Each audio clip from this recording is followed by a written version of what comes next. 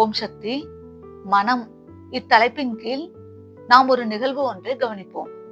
சுவாமி ஸ்ரீ பரமஹம்ச யோகானந்தர் தன் சீடர்களுடன் உரையாடிய போது இவ்வாறு பதிலளித்தார். மனம் என்பது அருந்து போகாமல் எல்லையற்ற அளவிற்கு விரிவடையக்கூடிய வினோதமான ரப்பர் கயிறு போன்றது. நன்றிகள். தகவல் நூல் ஸ்ரீ பரமஹம்ச யோகானந்தரின் அருள்மொழிகள், பக்கம் எண் 58, வெளியீடு யோகதா சத்சங்க சொசைட்டி ஆஃப் இந்தியா. நாம் இப்பொழுது இது குறித்து கவனிப்போம். சாமிஜியின் இவ் அருள்மொழிகளை நாம் ஆழமாக சிந்திப்போம். ஒரு இளம் துறவி பல ஆண்டுகளாக தன் குருதேவரின் வார்த்தைகளை பின்பற்றி வந்தார். ஒரு நாள் ஆசிரம பணியினை மேற்கொள்ள வேண்டி வெகு தொலைவில் உள்ள ஓரிடத்திற்கு சென்றார். அங்குள்ளவர்கள் தங்க இடம் தந்து உபசரித்தனர். தினமும் மாலையில் துறவி பிரார்த்திக்கும் பொழுது அவர்களும் அவருடன் இணைந்து கொண்டனர்.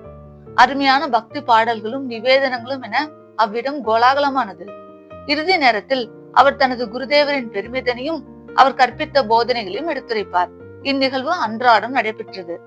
ஒரு நாள் அந்நாட்டின் மன்னர் மாறுவேடம் பூண்டு கூட்டத்தில் அமர்ந்திருந்தார். அவர் இளம் துறவியை சோதிக்க எண்ணி வந்திருந்தார். எப்பொழுது போல் அனைத்தும் நடைபெற்றன.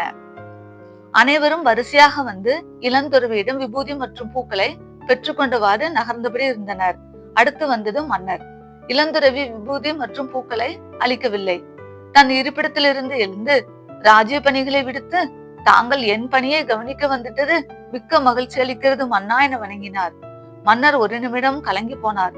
தன்னை கண்டு கொண்டாரே இந்த இளம் துறவி என சிந்திக்கையில் துறவி புன்சிரிப்புடன், மன்னா, நாங்கள் வெகு தொலைவில் இருப்பினும் எங்கள் குருதேவரின் உணர்வுகளோடு எங்கள் மனம் எப்பொழுதும் ஒன்றாயிருக்கும்.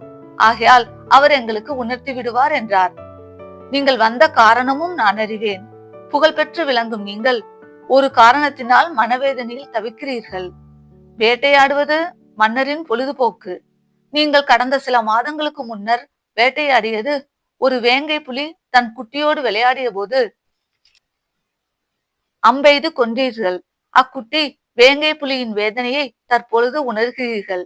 இவ்வாறு இளந்துறவி கூற மன்னர் கண்களில் இருந்து கண்ணீர் ஆறாக பெருகியது. தவறிழைத்து விட்டேன். என் ஆணவ செருக்கால் செய்திட்ட செயல் என்னை வதைக்கிறது என்றார். இளந்தரவி மௌனமுடன் தன் குருதேவரிடம் பிரார்த்தித்தார். குருதேவரின் பதில் என்ன? தொடர்ந்து கவனிப்போம். கவனித்தறிந்து கொள்வதற்கு என் நன்றிகள். ஓம் சக்தி.